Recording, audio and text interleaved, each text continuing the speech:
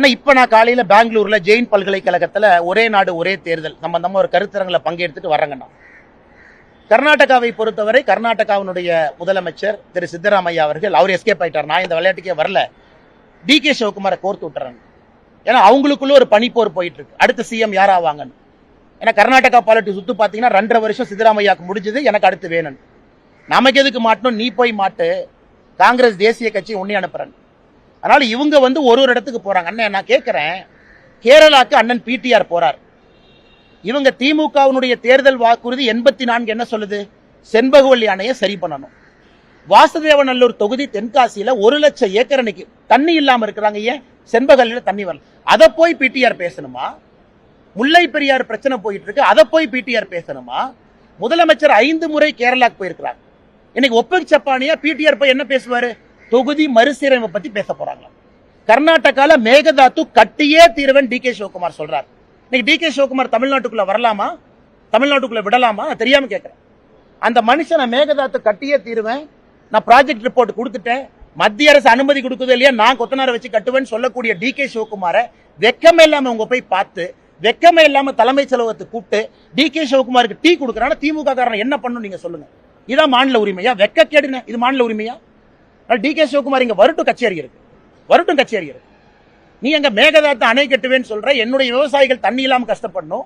ஆனா உனக்கு அரசியல் போட்டோக்கு DK சிவகுமார் பக்கத்துல வந்து உட்காரணும், DK சிவகுமாரை கூப்பிட்டு வரலாம். ஆனா DK சிவகுமார் ஈஷா யோகாக்கு வந்தார், தனியாரா வந்து போட்டு பிரச்சனை இல்லை. நீ கர்நாடகாவுடைய துணை முதலமைச்சராக தமிழ்நாட்டுக்குள்ள வந்து தலைமை செயலகத்துக்குள்ள வந்து நீ போயிருவியா? தெரியாம கேட்கிறேன். ஏன்னா இவங்களுக்கு மட்டும்தான் அரசியல் பண்ண தெரியும், பாரதிய ஜனதா கட்சிக்கு அரசியல் பண்ண தெரியாது. எங்களுக்கு ஒரு 1000 பேர் ஏர்போர்ட்ல போட்டு பிளாக் பண்ண தெரியாது, கருப்பு கொடி வச்சுக்கிட்டு. அதனால நீ கர்நாடகாக்கு அனுப்புற, நீ அந்த அமைச்சர் போய் நீ DK சிவகுமார்ட்ட டீலிங் போடுற. அப்ப என்ன, அப்ப தொகுதி மறுசீரமைப்புக்கு கர்நாடகா காங்கிரஸ் பர்மிஷன் கொடுத்தா மேகதாத்து கட்டிக்கிறதுக்கு முதலமைச்சர் ஒப்புதல் கொடுப்பாரா? ஒரு மாநிலத்துக்கும் இவ்வளவு முரண்பாடு இருக்கும் பொழுது ஒரு அமைச்சரை ஒரு மாநிலத்துக்கு அனுப்பி என்ன டிராமா பண்ணிட்டு இருக்காரு? இதுதான் 22ஆம் தேதி நடக்கக்கூடிய மீட்டிங்கா? அப்ப தமிழ்நாடு உரிமை முக்கியம் இல்ல, எங்களுக்கு வரக்கூடிய தண்ணி பிரச்சனை முக்கியம் இல்ல. ஆனா எங்களுக்கு 4 பேர் கூட உட்காரணும், போட்டோல 10 தலைவர்கள் கூட உட்காரணும், அதுதான் வேண்டும் என்று முதலமைச்சர் பேசிக் கொண்டிருக்கிறார்கள். இதையெல்லாம் நீங்க 22ஆம் தேதி பாப்பீங்கன்னா. அண்ணா DK சிவகுமார் அவர்களை பொறுத்தவரை தமிழ்நாட்டுக்கு அதிகாரப்பூர்வமாக அவர் 22ஆம் தேதி நிகழ்ச்சியில பங்கேற்கிறாங்கன்னா பாரதிய ஜனதா கட்சி இங்கே கருப்பு கொடி காட்டுவோம், அதுல எந்த மாற்று கருத்து இல்ல. ஏன் உரிமையை புடுங்கிட்டு, ஏன் விவசாய உரிமையை புடுங்கிட்டு நீ தைரியமா தலைமைச் செயலகத்துல பஜ்ஜி போண்டா சாப்பிட்டு போறக்கு நாங்க என்ன அரசியல் பண்ணிட்டு இருக்கோமா? அதுக்கு நீ கிளாரிட்டி கொடுத்துட்டு வா. இது முதலமைச்சர் அனுமதி கொடுக்க கூடாது. முதலமைச்சர் அனுமதி கொடுத்து DK சிவகுமார் இன்னும் சித்தராமையா கூட நான் பாதி மன்னிப்பு கொடுத்துருவேன். அவரு கூட இன்னும் அப்படியே இங்க போயிட்டு இருக்காரு. DK சிவகுமார் முழுமையா அஸ்திரத்தை கையில் எடுத்து களத்தில் இருக்கிறார்.